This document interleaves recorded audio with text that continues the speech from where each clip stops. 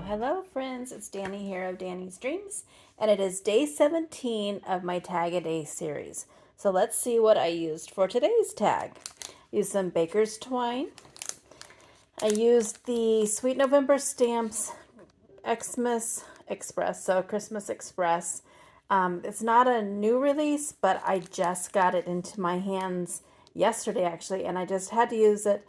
I think it's just so unique for a Christmas stamp with them packing up the boxes, and like she's putting like used to get like the popcorn styrofoam things in it, and I don't know, I just think it's such a unique and fun Christmas set.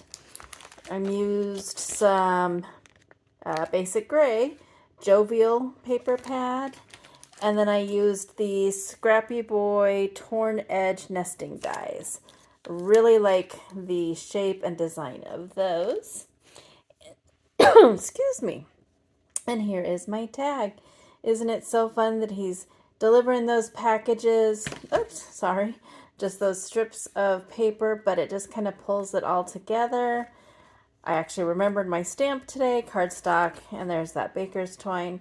So just a little different, unique, but oh so cute tag for today using Sweet November stamps.